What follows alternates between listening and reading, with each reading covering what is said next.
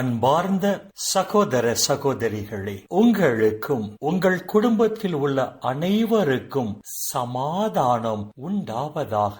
ஆமென். அன்பார்ந்த சகோதர சகோதரிகளே, இன்றைய நாளின் தியானத்திற்காக நாம் எடுத்துக்கொண்ட இறை வார்த்தை புனித பவுல் கொரிந்தியருக்கு எழுதிய முதல் திருமுகம் 3ஆம் அதிகாரம் 16வது இறை வார்த்தை. நீங்கள் கடவுளுடைய கோவில் என்றும் கடவுளின் ஆவியார் உங்களில் குடி இருக்கிறார் என்றும் உங்களுக்கு தெரியாதா என்று கொரிந்து நகர திருச்சபையின் மக்களை பார்த்து புனித பவுல் இந்த கேள்வியை எழுப்புகிறார். கடவுளின் ஆவியானவர் குடியிருக்கும் கடவுளுடைய கோவிலாக விளங்கும் நீங்கள் உங்களுக்குள் குடியிருக்கும் அந்த ஆவியானவர் தூண்டுதலுக்கு ஏற்ப நல்ல கனி தருகிற மரமாக வாழாமல் பொறாமையும் சண்டை சச்சரவும் நிறைந்த ஊன் இயல்பின் மனநிலைக்கு ஏற்ப வாழ்ந்து உங்களில் குடியிருக்கும் தூய ஆவியானவருக்கு துயரம் வருவிக்கிற வாழ்க்கை நீங்கள் வாழ்ந்து கொண்டிருக்கிறீர்கள்.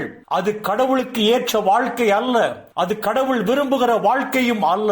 கடவுளின் ஆவியானவர் குடியிருக்கும் கடவுளுடைய கோவில் நீங்கள் என்பதை உணர்ந்து நீங்கள் அதற்கேற்ப வாழ்க்கை வாழ வேண்டும் என்று புனித பவுல் இந்த இறை வார்த்தைகள் வாயிலாக கொரிந்து நகர திருச்சபையின் மக்களுக்கு அழைப்பு விடுக்கிறார். அன்பார்ந்த சகோதர சகோதரிகளே, இந்த இறை செய்தியை கேட்கிற நாம் அனைவருமே கடவுளின் ஆவியானவர் குடியிருக்கும் கடவுளின் கோவில் என்பதை மறந்துவிட வேண்டாம். நம்முடைய வாழ்க்கையின் ஒவ்வொரு நாளும் ஒவ்வொரு நொடி பொழுதும் நாம் அனைவரும் கடவுளின் ஆவியானவர் குடியிருக்கும் கடவுளுடைய கோவில் என்பதை நாம் உணர்ந்து வாழ்வோம் என்று சொன்னால் நாம் பாவமே செய்யாத பரிசுத்தமான வாழ்க்கை வாழ்வோம், ஆசி பெற்ற மக்களாகவும் வாழ்வோம். ஆனால் அநேக நேரங்களில் கடவுளின் ஆவியானவர் குடியிருக்கும் கடவுளுடைய கோவில் நாம் என்பதை உணர்ந்து வாழாமல் நாம் ஊனியல்பின் மனநிலையில் வெளிப்பட்டு ஆசிரை இழந்து வாழ்ந்து கொண்டிருக்கிறோம். அன்பார்ந்த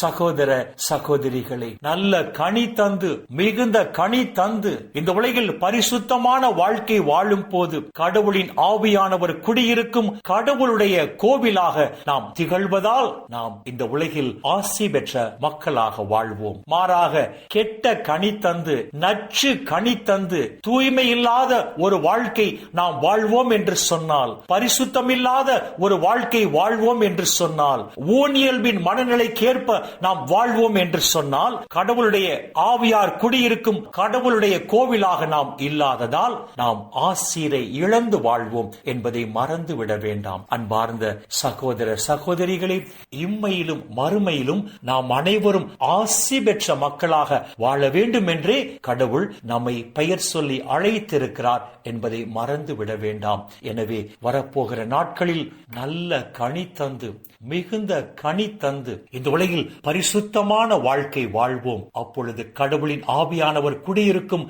கடவுளுடைய கோவிலாக நாம் திகழ்வதால் இம்மையிலும் ஆசி பெற்ற மக்களாக இருப்போம். இந்த உலக வாழ்வின் முடிவிலும் நாம் நிலை வாழ்வை உரிமையாக்கிக் கொள்வோம். இந்த இறை சிந்தனைகளோடு நாம் ஜெபத்திற்குள் கடந்து செல்வோம். எங்களை நேசிக்கிற நல்ல பிதாவே, அப்பா, இந்த உலகில் இன்னும் ஒரு நாளை நீர் எங்களுக்கு சேர்த்து தந்த உம்முடைய கிருபைக்கு நன்றி சொல்லுகிறோம். அப்பா பிதாவே, வரப்போகிற நாட்களில் நல்ல மிகுந்த கனி தந்து இந்த உலகில் உமக்குகந்த பரிசுத்தமான வாழ்க்கை வாழ்ந்து நாங்கள் அனைவரும் கடவுளின் ஆவியார் குடியிருக்கும் கடவுளுடைய கோவிலாக நாங்கள் திகழும் போது, அப்பா, இந்த உலகிலும் தேவரீர் எங்களை ஆசீர்வதித்து இந்த உலக வாழ்வின் முடிவில் நிலை வாழ்வையும் எங்களுக்கு பரிசாக தருவீராக.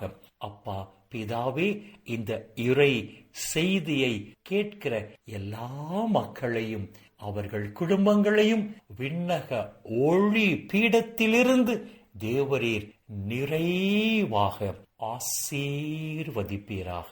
அப்பா, இந்த இறை செய்தியை கேட்கிற உம்முடைய பிள்ளைகள் உம்முடைய நிறைவான ஆசீரால் மன நிறைவோடு மன மகிழ்ச்சியோடு மன அமைதியோடு நலமோடு வாழ கிருபை செய்வீராக. இயேசுவின் பரிசுத்த நாமத்தில் ஜெபிக்கிறோம் நல்ல பிதாவே. ஆமேன், ஆமேன், ஆமேன்.